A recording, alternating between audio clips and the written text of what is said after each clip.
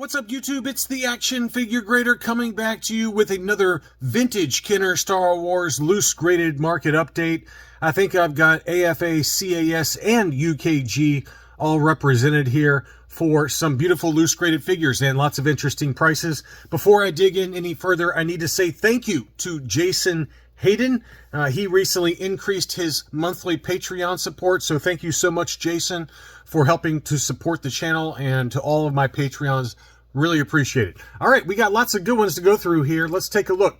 The first one was Toy Scout. We talk about this seller all the time. He had some beautiful CAS graded gems that were at auction. I didn't include all of them. There were like 20 of them, but I picked out some of the more interesting ones. And the first one, we're starting off with a heater. This is a CAS 85 Plus double telescoping saber Luke. Really nice presentation on this one, and it was graded CAS 85 Plus. This one was the 3-line GMFGI Hong Kong with a lettered saber hilt, AA, on the hilt. So a little bit of a grail to start things off, and I like the way that they encased that saber. Really nice presentation there. That one sold in an auction for $21.30, which I thought was a really good deal, given that last year for, you know, I think an AFA 85 sold for over $3,000 last year. So this was a CAS 85 Plus that sold for $21.30. So that's a big price drop, but pretty good deal, I feel like, for a nice looking Luke there. Hong Kong, that's the 3-line. There is a 2-line Hong Kong that I believe is the earlier of the two Luke COOs that can be paired with the double telescoping saber. Don't quote me on that. They also had a 90 grade brown snake Yoda. So just a typical dark green, black Pac-Man eyes Yoda with the brown snake. This one was graded 90, $202.50 on that one. Really good deal there. And, you know, I think that's a really good price relative to where they can go for. On AFA examples, I mean, you're talking at least double that price. So I thought that was a really good discount there. Next up was the dark blue dome R2-D2 graded CAS 85 Plus, and that one was the Hong Kong, and you know, you can see right there how dark blue the paint apps are on that one. So this would be the one that would have shown up in the early bird kit, I believe. It's a darker blue dome that, you know, it's kind of known for those early R2-D2s. And that one sold in an auction for $360, which again, I thought that's a price I would have paid all day long. Really nice deal there for you know, a fairly tough to find variant. You don't see those pop up that much, just because they went to like a letter paint scheme, I believe. I don't know this for a fact, but I think that they went to a letter blue paint scheme on the dome very quickly after the early bird and some of the early 12 backs for the R2-D2. But you guys can correct me in the comments if I'm incorrect on that. Next up, we had that Takara alternate head sculpt C-3PO. This one did finally sell. Older K-style, but it was graded UKG 85%, and it says alternate head C-3PO, and this would have been produced in Japan by the Takara Corporation and shown up on some 12-backs. So you can see how kind of longer and kind of an odd face shape that is relative to the standard Kenner figures. And it did get an 85, although I would argue that's probably a little overgraded.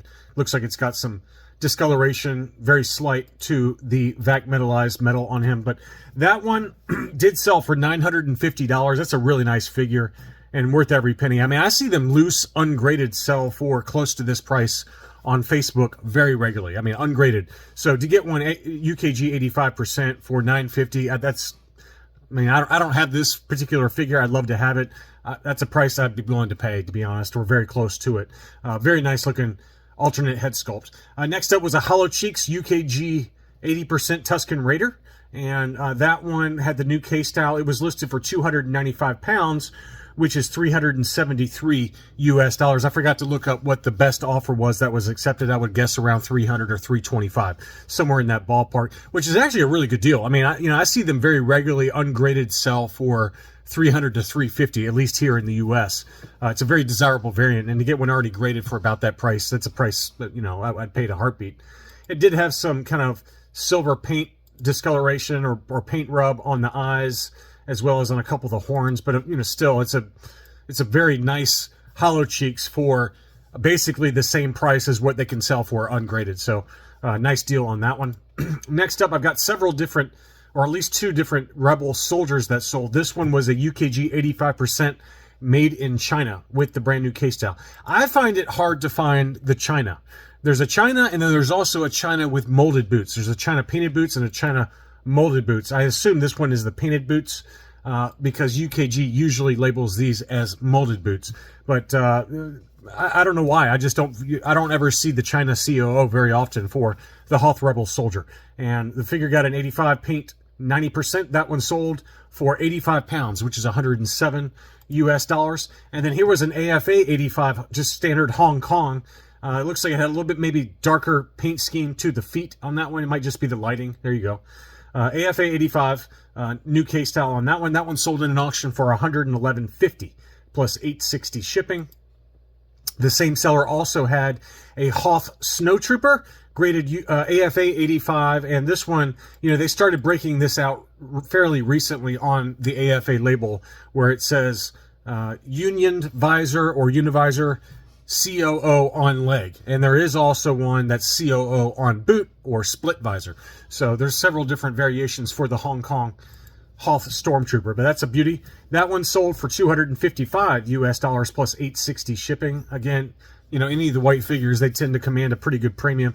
It's interesting how the Hoth Snowtroopers don't command nearly the premium in an AFA 85 that a regular Stormtrooper does. I guess because they stay wider for longer versus the Stormtrooper. I don't know that for a fact, but it just seems like an AFA 85 Hoth Stormtrooper is definitely easier to find than an AFA 85 regular Stormtrooper, especially nowadays for recent submissions, just because of the yellowing and plastic degradation that can happen with those white figures.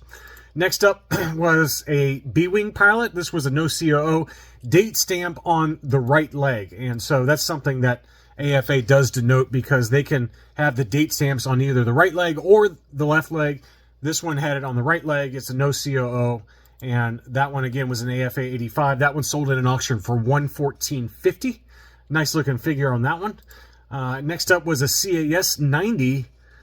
This one was General Madine. This one was the no COO, which I actually find this one harder to find. The no COO General Madine. These appeared on Palatoys or on the very rare Tri-Logo. That's just not a figure that you see pop up that often loose graded. And probably mainly because no one cares about General Madine except for me and a few other people. But that one was a 90. That one sold for $80. Pretty good deal on that one, just given what it costs to grade one of these loose nowadays. Here was an AFA 85 Taiwan Luke. This was the regular flesh face Taiwan. There is also a pale face Taiwan, but you can see the label on that one. It just says Taiwan. And that one sold for $182.50 in an auction. 22 bids on that one. So that's a really good price to me. Luke Jedis have definitely, loose graded Luke Jedis with the green saber, those have really come down in price, whether it's a Hong Kong, Taiwan, no COO. All of those in general have definitely come back down a little bit in price. You'll pay a little bit more for the blue sabers. Those seem to be holding their own pretty well in terms of loose graded. But the green saber variations for Luke Jedi definitely have come down just a little bit in price. Next up, this was an interesting one. This was at auction. I didn't see it until right at the end of the auction, or I probably would have included it in a what to buy video. But when's the last time you've ever seen a loose graded 95 grade Kenner figure? This was a no COO squid head archival case graded AFA 95. So very tough to do. And I would love to see this one in hand out of the case versus like a 90 or even an 85, just to see what the real difference is. But it is an AFA 95, and I can, for the life of me, I don't think I've ever seen at auction an AFA 95. They're usually they're for sale, but they ask stupid prices for it. But to actually see one at auction, for me anyway, I can't remember in my memory ever seeing one. But this one did sell for $365. Is that a good deal? I would say it probably is, quite honestly. I mean, I know you can get a mint on card squid head for less than that, but I just can't believe there's a lot of these on the census or population report for AFA, and we'll see. They're supposedly bringing that back soon. We'll see. They've been saying that for like a year and a half or 2 years now, but loose grading is coming back, and hopefully the population report. But I would love to know what the population is of AFA 95 squid heads. So anyway, $365 did take that one home. Pretty awesome figure though. Here's one in my collection that got listed, and this isn't mine, but I have one like this. This is a Mexican bootleg necklace. It's an interesting item, and it had a little hole on the top of Yoda's head because it was meant to be worn by children in Mexico in the 1980s as a necklace.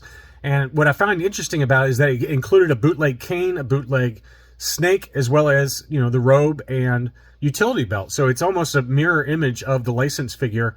And given that it was meant to be worn as a necklace, I do find it interesting that he did come with a cane. And there are a lot of survivors for this. I actually just saw one of these get listed in a baggie that was still in a sealed baggie on Facebook that Brandon over at Rogue 5 Toys picked up on Facebook. So they do exist, and there's different colors for the snake and the cane and the utility belt.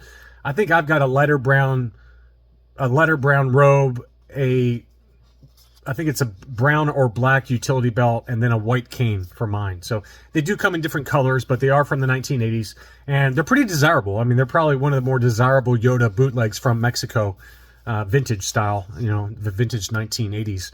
That one did sell. This was a CAS graded 85. You can see there's a semi-articulated bootleg Yoda necklace. And that one did sell for $530, which is actually about right. It sounds like a lot of money, but that's actually about right because loose and ungraded, complete, they can sell for $350 to $400 all day long, if not more sometimes. So very nice looking figure for $530. Next up, we've got some last 17 figures. This Paul Ney 123 in the UK has been listing last 17 in high grade like every week. I mean, it's unbelievable. He's got so many. This one was a UKG 90% EV99 new case style, beautiful figure. That one sold for 338 pounds, which is 427 US dollars. Very fair price on that one for a beautiful UKG 90. He also had an AFA 85 archival case, new case style for the A-Wing pilot, and that one sold for 378 pounds, which is 478 US dollars. Big number on that one. He had both an AFA 85 as well as a UKG 85 for General Lando. First is the UKG 85. That one sold for 195 pounds, which is 246 US dollars plus shipping. And then again, he had the archival case AFA 85 General Lando. That one sold for $347, which is 439 US dollars. So I thought that was an interesting comparison that the UKG 85 sold for let's call it 250 versus 440 for the AFA 85. That's a huge premium to pay. And I don't know if I'd pay that premium personally, but there are people out there that'll do it. And it does have the archival case, which does command a huge premium. It's not that much more, but I feel like those figures that have the new case style with an archival case, the archival 99%, archival just means it's 99.9% UV resistant. That's all that really means. It's a thicker case style. And in general, there's a big premium that people are willing to pay for those. So anyway, I just thought that was an interesting comparison. He had a UKG 90% Luke Endor. That one sold for 260 pounds, which is 330 US dollars. That's a beautiful figure. I'd like to pick one of those up at some point, loose graded. And then here was a beauty. This one was an AFA 85 plus archival case Imperial Gunner. So that's a very, very high grade figure and sold for 425 pounds, which is $537.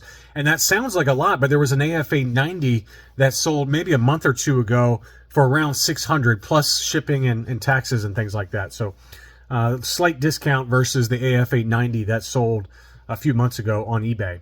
And then finally, we had probably what continues to be one of the most shocking kind of turn of events, in my opinion, for loose graded figures this year is the Luke Stormtrooper. The Luke Stormtrooper has taken another leg up in price, as we've documented in a number of videos here recently, whether it's loose or loose graded. High grade Luke Stormtroopers are just, they've kind of gone to the next level. I mean, they've easily, since last year, gone up by about 2 times. I mean, it's incredible how much they've jumped up.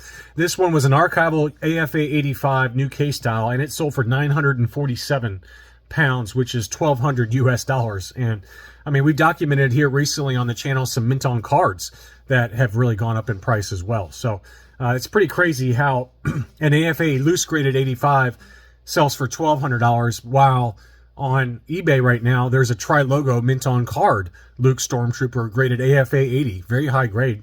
That's listed at $1,800. So for only, I mean, it's a lot of money, but only $600 more, you can get a mint on card version of this particular figure versus a loose graded example. So just crazy how much this one has jumped. This one, as I've talked about in other videos recently, the Luke Stormtrooper, the Sice From, the Tig From, those are three, and Yak Face too is another one that's really jumped up in price. Those four in particular have really seen a big price jump, despite what I would call a general slowdown in prices for Star Wars collectibles. So anyway, thank you as always for watching. I really appreciate the channel support. If you liked the video, please consider leaving a like, and I'll be back soon.